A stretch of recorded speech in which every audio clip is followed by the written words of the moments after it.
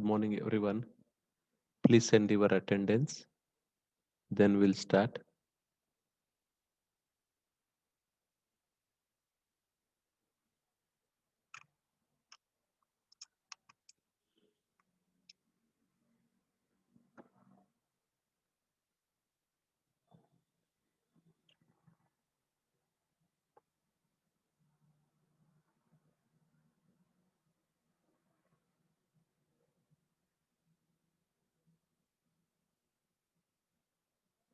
Yes, for your test, the complete third module will be there.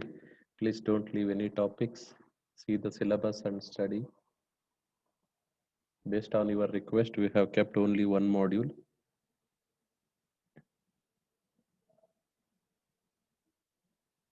Yes, 18 CS006. What is your doubt?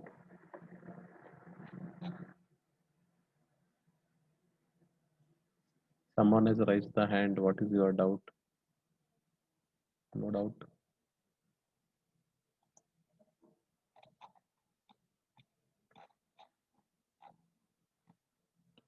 Okay, we'll start.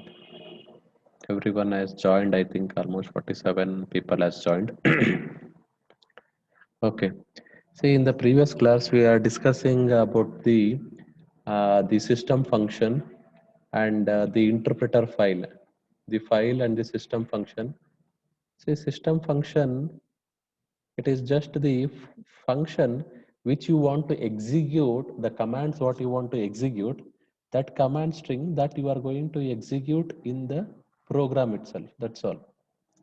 If you want to show it once again the example, see the function system function.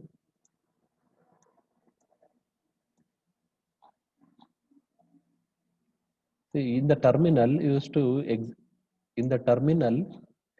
execute the commands. Open the terminal, then in the localhost root that is want to show, there used to enter date command, id command, a man, or any command, grep command. The same commands, if you want to execute it in the program, there is a function called system. The system function is going to support you to execute the function. It is, see, the syntax will be like this. The system of, within the double quotes, you are going to write the command. See, what is this indicates? Date command, this system, the function, it has to execute the date command and redirect the output to the file called, the name is file. All the output will be stored in that file. Here, the terminal, the shell which is going to execute all those things, that responsibility is now we are going to give it to the system. The system will take care of executing that. It is just the system is you can call it as a function, you can call it as an interface in different environment. In ISO-C it is called as a function. In POSIX we will call it as an interface. See? What is the return type? The return type is integer, and the parameter which you are going to pass, which is a command string, that is what the command what you enter, means which you want to execute. Argument is command. The return value is, there are of three types. The return value, there are three types of return values. One return value will be if the if you open the system function in the library where the body of the system is been written, we are not going to write it. It is an inbuilt function. This is system is an inbuilt function, but that inbuilt function means the body of that function is already been included in the library.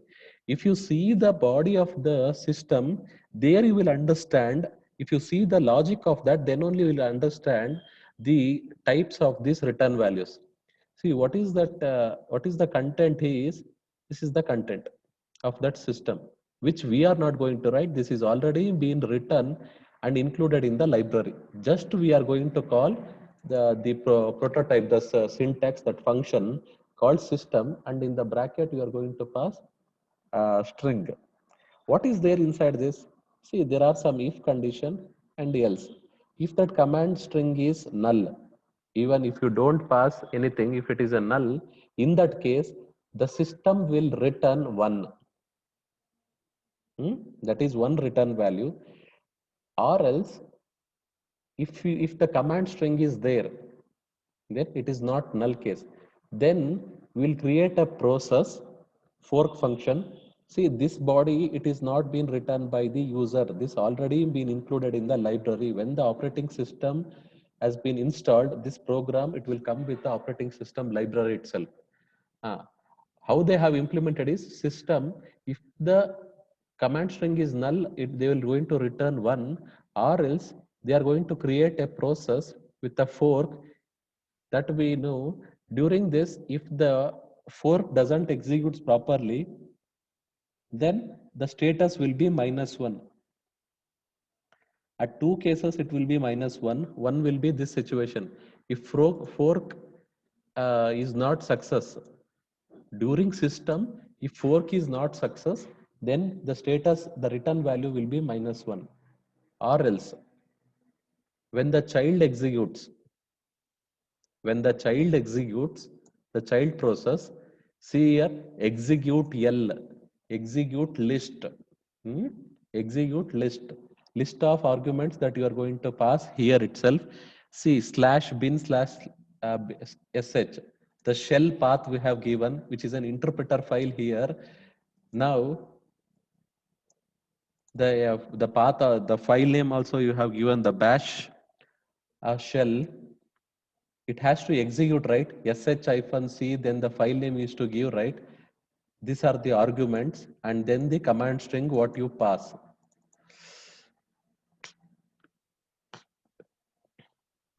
This is what you are going to pass. Then the command what you enter, that will go to this location /bin/sh. I think you remember this. Whenever we used to write the shell script, the first line will be #!bin/sh, and we used to write all the commands. After that, whenever to execute that file, sh space file name we used to give, then we used to execute all the commands. You can see once again the shell script in the module 2, how we have executed the commands. The same thing here, we are giving, we are going to give that address everything in the execute L function.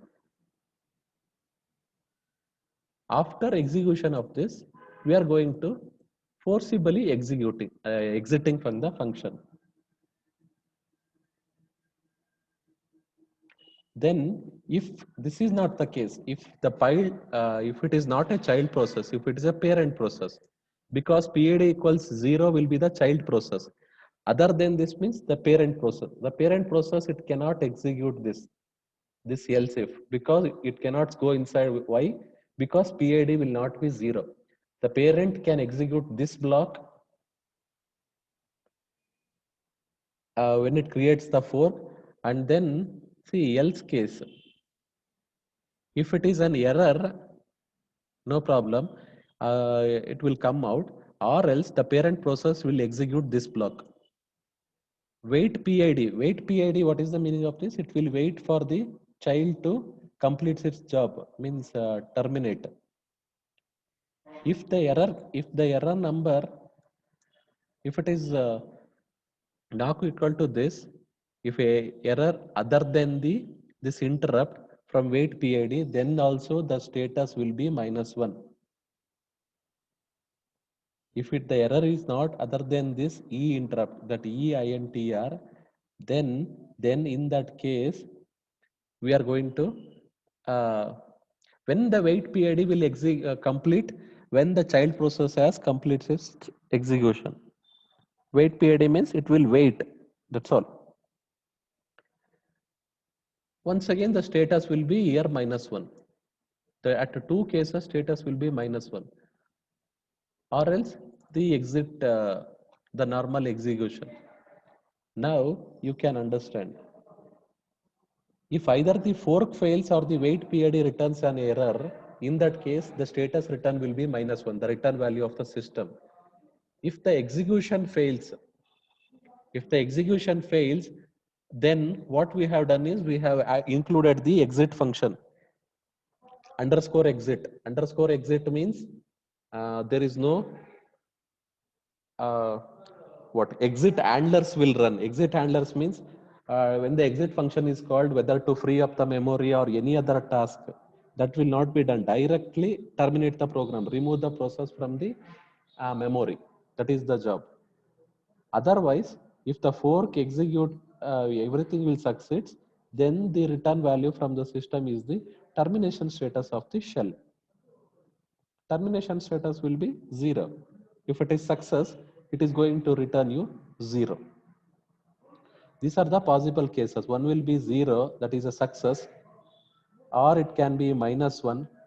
Even the termination status can be 1. That 1 indicates it has not given the proper output. If it is successful, then it will be 0 or 1. That will be the termination status. If it returns -1 means either fork has failed or wait PID has returned the error. Two cases. Or the execution fails itself, then the return value will be 127, because the exit function is called with 127. These are the different cases of the system. See, this system, if it contains that, which one? The paid PID. For what purpose we use this system function? In the program, if you want to execute any command directly, one line answer, which function you have to use is system function. One restriction is there in the system function. Inside the system function, the set user ID function, inside a system, the set user ID function, you should not use it. It will give you the wrong output. That you should remember. In the system function, see here, there are two programs. See, this is one program and this is another program. What this program is doing, it is just to take the arguments and directly pass the arguments to the system, and it will print the status. It is just a simple program. Take the arguments, argument V. If the count is less than 2, command line argument is not there, that is the indication, or else directly pass that argument to the system function. Whatever the status it is going to give, that we are going to print. If it is less than 0, it is an error, or else we will print the status, exit status, a simple function. What is there inside this main function? Just we will print the IDs, the real user ID and the effective user ID. If we pass this program to print the effective user ID and get user ID into this argument V1, means directly will pass. How we are going to execute? See, T system TSYS and print UIDs. These are the execution function. Both are exe. We are going to pass this as a second this function as an argument to the first function. First function is this. For this, we are going to pass this entire program as an argument. Then what happens? It will come inside the system and it will execute this. But what happens is, whenever we execute without any privileges, without any super user privileges, as a normal user, when you execute, as a normal user, if you execute, it will give you the correct real user ID and effective user ID. No problem. But as a super user, when you execute, as a super user, you have changed the, you have taken the privileges of the super user, means root. In that case, whenever you execute the same program, it will give you the effective user ID wrong, 0. This effective user, why it is going to wrong is, it is going to create a new process in the background which is not required. During this process, it will create a new process in the background which is not required. For that reason, you should remember whether to use the set user ID with the system function. It is one limitation, that's all. That too in the super user privileges, not in the normal user privileges. See, that is why whenever they given the output, normal execution, no special privileges. It has given you the proper output. After that, you have changed the ownership, you have given the super user privileges. Now the owner will be the root. After that, when you run, see the effective user ID, it is giving you wrong, because it will create another process. That is a big problem.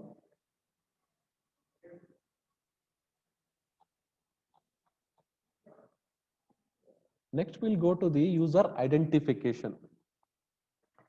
See, user identification is, as you all know, whenever the user logins, he is going to log in with some username and password. Yes. And whenever you log in the terminal, you can go and check what will be the real user ID, what will be the group ID, all those things. But there is a situation, a single user will have multiple logins. Means as I am a user, I can have multiple logins, because what I'll do is, I want my one terminal, I want to run in the K shell. The say another login I will create, and there I will change the shell itself. Bash shell I will use and I will execute. In another login, I will have one more shell, Bourne shell, C shell. Means all the commands will execute by the different shell program shells, because there are so many different types of shells are there. We are going to configure in that way. In all these three different logins, if you check the user ID, it will be same. See, I have a single user, but with I have a multiple logins, it will give you the same name. That is why, because of that limitations, you will get a same user ID. Then you will not understand who is that user, because of the same user ID for three different logins. It will not give you some unique name. For that reason, for any logins, there will be a login name. There will be a login name. In order to fetch that login name, there is a function called get login. If you use this function get login, then you will get directly the name of that user. Even he can be using,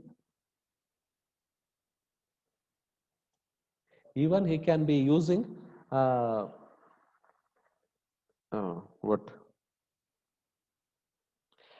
multiple logins, but in which portal he has logged in, that login username is going to get.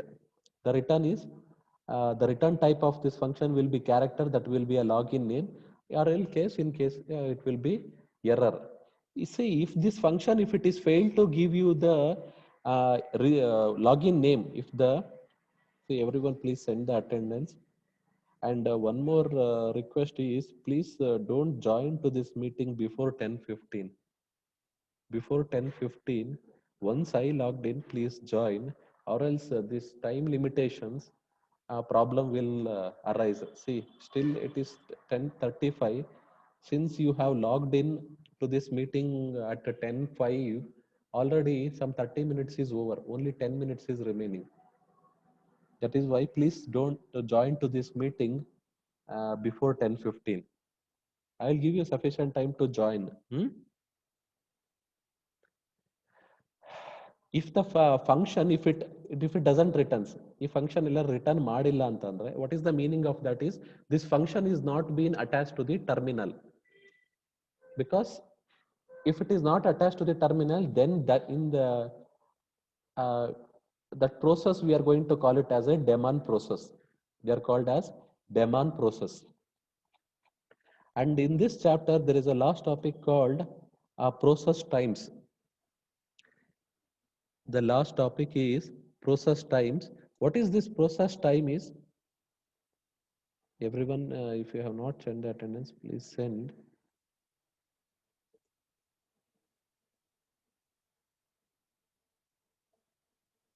Okay. Process time is, if you want to check what is the wall time, means wall time means in your clock, if you see the time, how many minutes the system the function has executed. Or that is one case. The other case is the CPU user time. CPU user, as a user, how much the time was dedicated for the user, the how much time it will be dedicated for the system programs, CPU time, system CPU time. That is why they have a functions, there is a structure. Why they have given the structure is because so many variables are there. These all these variables they have grouped and they have given you a single structure. See, user CPU time, this variable, system CPU time, the user CPU time is CPU time itself, but for the child process which is terminated, and another system CPU time for the time the children which is terminated. Directly all these values will be set by the operating system. You have to just print it. All these values will be set by the system itself. We'll see with the example. See, this is the times. Times is a function that will give you this CPU time, and there is a structure. We'll see this example. See, main function, do command once for each command line argument.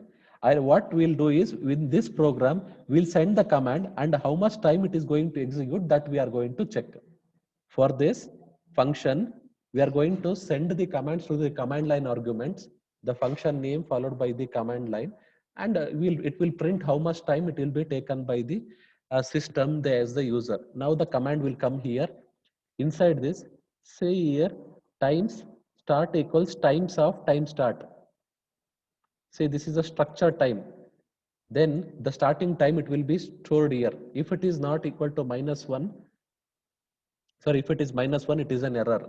Then system function, because the command has to execute, system function you have to call, then directly have passed the command to the system. It will return. You have started the time. If it is equal to -1, it will stop, or else the timer has started. Now command it has been executed by the function called system. Then TMS end, the time is going to end. If it is -1, it will stop, or else the end will store the times. In the there here the termination status is there. Here the starting time is there. Here the ending time is there. We have to print now. In order to print the times, there is a function for that. End time minus starting time we are going to send, and time start and time end we are going to send. In this PR times, see, it is just to make starting time, ending time, and the command execution is completed. Now this function is for printing. In order to print, what we'll do is, in order to print, we'll take the real time and send. TMS starts and send. See, in order to print in terms of the seconds, we are this function we are going to use SC clock. See the output, then you will understand. /a.out. The first command is sleep5. Second command is date. Third is man bash command, and the redirecting the output to the /device and store it in this location. See, what is the output? For one command, the command sleep5, the output will be real time is 5 seconds, because you have told us to sleep for 5 seconds. The real time, the clock time, whatever you see in your watch, that time will be 5 seconds. The CPU time 0, user time, the system time is 0, the child has terminated, and that time is 0, and child system time is 0, and normal termination exit status is 0. For next command, date command, if it is very short, it has not given you the time itself. In no time it has executed. In a short time, it has been executed. See the man command, it has taken some time, 1.32 seconds to execute, because the child process has executed this command, and that is why it will come under this section, and the exit status will be 0. See, in order to execute the commands, if you want the time, what we'll do? So the end time and minus the start time. End time minus the start time. End time minus the start time. End time minus the start time. For all these four cases is this: user, system, child user, child system. For all these things, what we'll do? Ending time minus starting time, ending minus starting time, ending minus starting, ending minus starting. For all these things, the function is there, directly you have to call. We have to divide it in terms of the clock seconds. That is why this CLT clock. That is all which is there in the this chapter. In the first two commands, execution is fast enough because no CPU time is been recorded.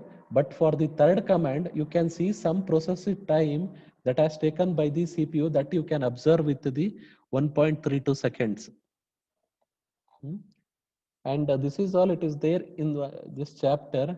And inter-process communication, the next chapter in the module 4, we are going to start in the next class. See, this belongs to this module itself.